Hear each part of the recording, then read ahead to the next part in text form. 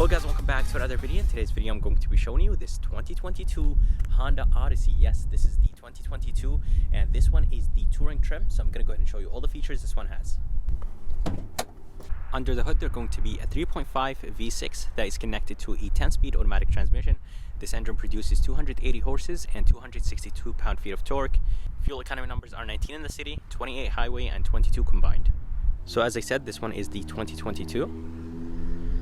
And the starting price is $42,000, and this one has the Radiant Red. It's almost a $400 option, and the price on this Odyssey is $44,000. So if you guys are curious about the color is called Radiant Red, and honestly it looks very good on this Honda Odyssey. It's almost a $400 option, and I think that red color is worth it. They do offer it on their Honda Accords, and if you guys are interested in seeing other colors, this one is the silver and this one is a blue, and there is another blue right here, and they do actually have a few more right there. That one right there is going to be, I think that's a gray greenish color they have, but this red actually looks pretty good.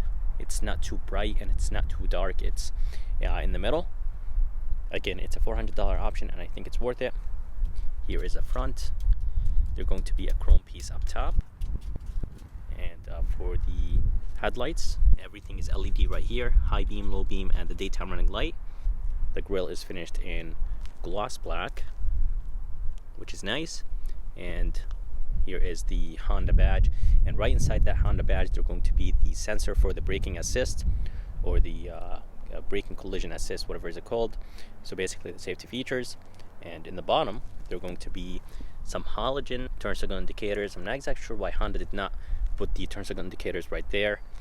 They do that in the CR-V and the Accord and the Civic Touring. So I'm not exactly sure why they did not put the turn signal indicators up there. And as I said, I think Honda should have went with LED turn signal indicators on the Odyssey, especially for a $44,000 minivan. There are going to be some LED fog lights, parking sensors right there, more of the parking sensors on the lower grille.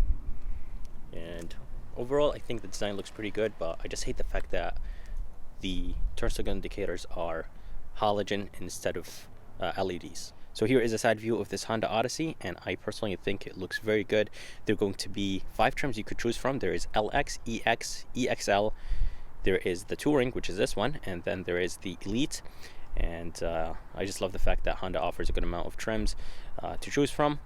There are going to be some chrome in the bottom of the window sills, and I really like this floating design, roof design in the back. And overall I think the side view looks very good. The door handles are finished in chrome. On the mirror there are going to be a turn signal indicators, and by the way, the blind spot monitoring system is inside on the door panel. It's not on the mirror. They're going to be a side marker right there. And for the rims, I think the rims have a really nice look to them. The size of those trims, they are 235, 55, 19, and honestly they don't even look like they are 19s. They look a little bit smaller than 19s. But for now, let's go ahead and move to the back, and I'll go ahead and show you the back of this Odyssey. So here is the back of this Honda Odyssey, and for the chrome piece, it starts from there and it keeps going around the minivan, which is actually really cool. And here is the floating roof design. It looks very nice, and the spoiler is finished in flat black. I really wish it was finished in gloss black. I think it would have looked really, really good. There's going to be a shark fin antenna, third brake light. Here is the wiper, and as I told you, the chrome keeps going around. Honda badge in the middle, and the background is actually gloss black, which is really cool. I don't think I've seen that on any Honda product before. There's going to be a chrome piece in the middle with a little bit of gloss black. Maybe the Honda wanted to kind of match it, match this gloss black to the background of that Honda badge. For the taillights, I think they look pretty good, but I just hate the fact that the brake light and the turn signal indicator are halogen. I think Honda should have put everything LED here in the back, especially for a $44,000 minivan. Even the reverse light is actually halogen. Odyssey badge in the bottom on the left, Touring all the way to the right. There are going to be some parking sensors here in the on the bumper, and the reflectors are all the way in the bottom. Here is a key of this Odyssey. It looks good, feels nice and solid, and light at the same time. There are going to be 7 buttons on this key. There is lock, unlock. There is 2 buttons for the side doors to open them, remote start, tailgate release, and a panic button. And there is a physical key inside of this key fob to remote start the minivan. Just go ahead and lock it once and hold the remote start button.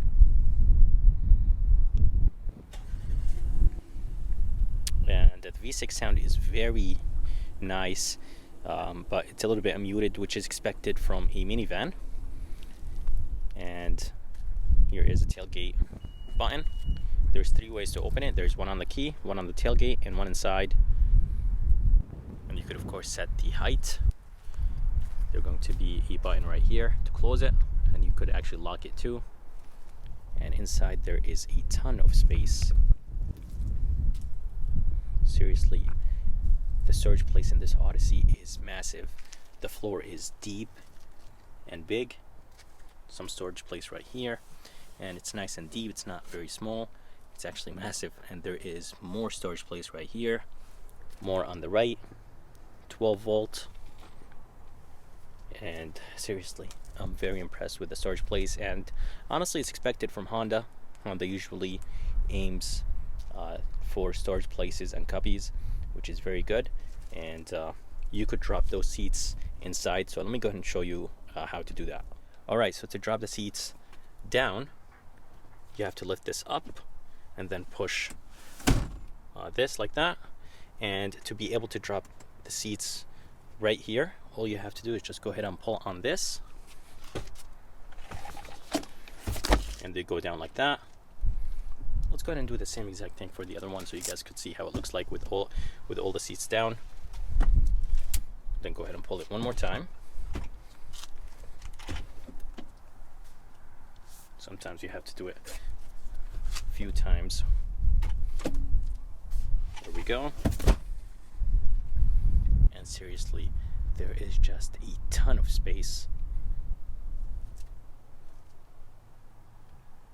Here is the door handle. It is finished in chrome. As I said, it does have a sensor right behind it. That's how you unlock the minivan. And to lock it, just go ahead and click on this button. Here is the door panel, and the door panel looks amazing, and Honda always does great with their door panels. This top portion right here is nice and soft. I really like this gloss black trim. By the way, it's not a finger print magnet. I think Honda did a great job, so it's actually very good. The door handle, it is finished in gloss black as well. It's a little bit on the lighter side, but it's not too bad. Memory seats. This is wrapped in leather, which is nice. The armrest feels nice and soft. Look, I wish it was a tiny bit softer, but it's not too bad. This is wrapped in leather, and this is actually soft, so that's good. And this is plastic in the bottom. They're going to be a light. Very good amount of storage place right here with the bottle holder. More storage place up here with a bottle holder too. And overall, I think the door panel looks very good. Here is the driver's seat. I really like this tan interior. And here is the seat controls with lumbar support.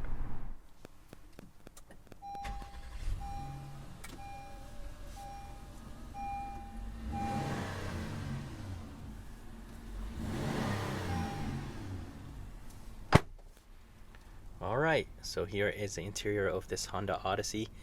Seriously, it's nice and spacious, and I really like what Honda did with the interior.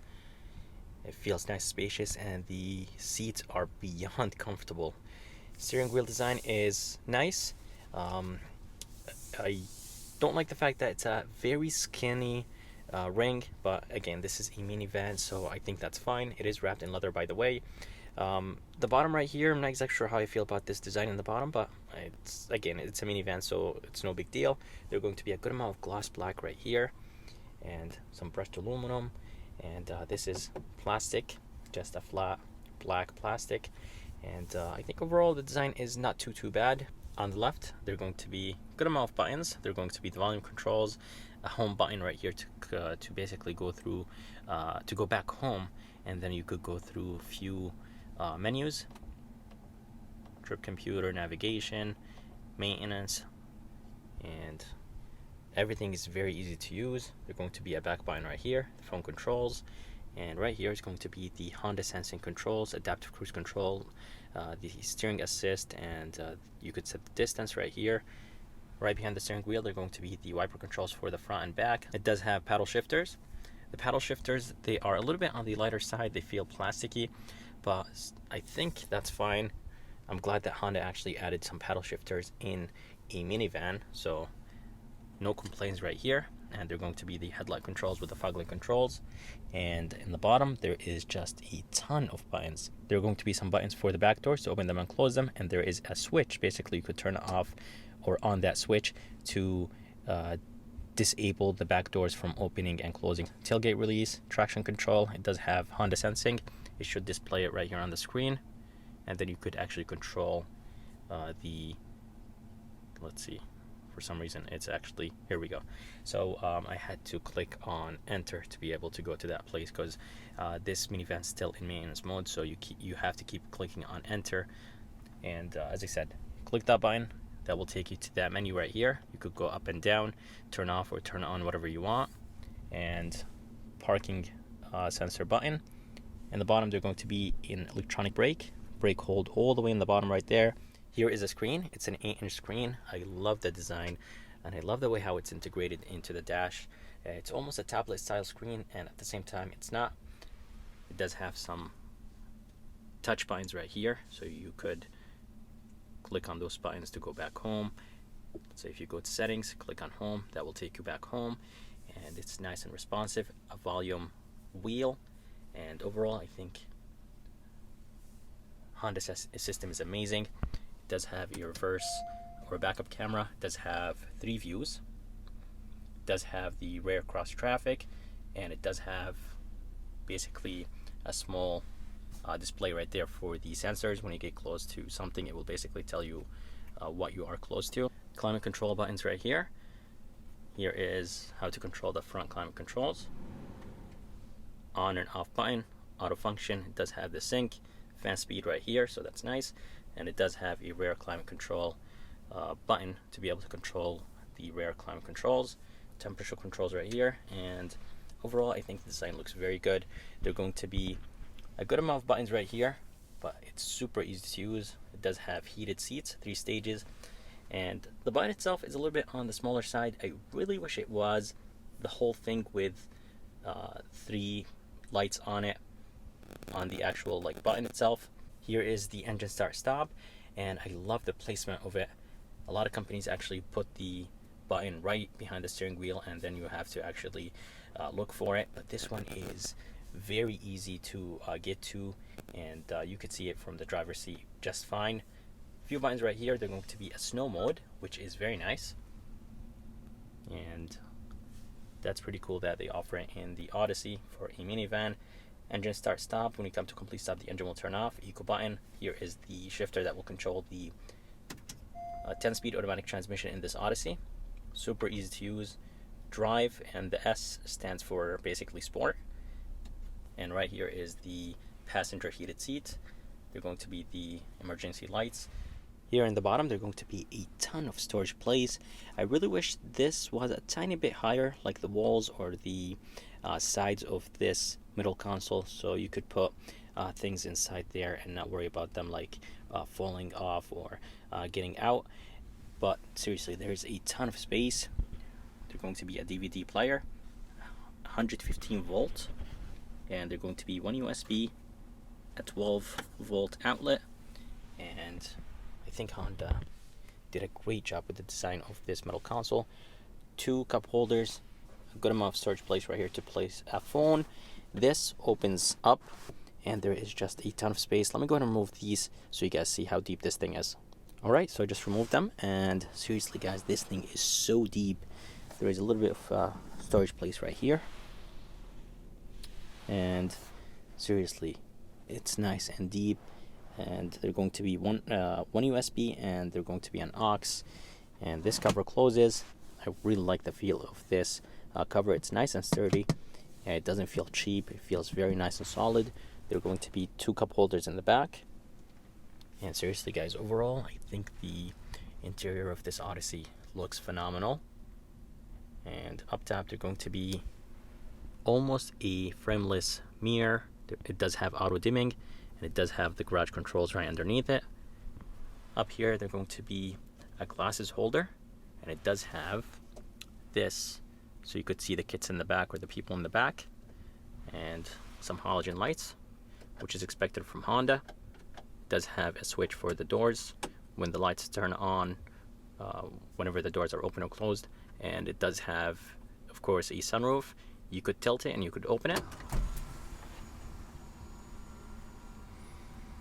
It is a standard size sunroof, and the visor feels nice and solid. It does have a mirror inside, and it does have 2 lights. To open the back doors, there are going to be 4 different ways. There is buttons on the keys. There is one by the driver, and there is, of course, the door handle, and there is a button inside. So let's go ahead and click on the button on the key. Opens nice and fast. And to close it, you could click this button right here. That will close the doors, or the door. There's actually another one on the other side. And to close it, you could actually pull on this, just like that.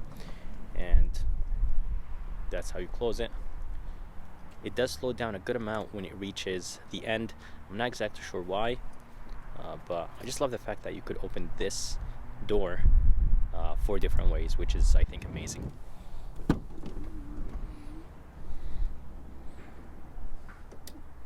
So here is the second row. Nice and spacious. There is a ton of leg room, and headroom is very good.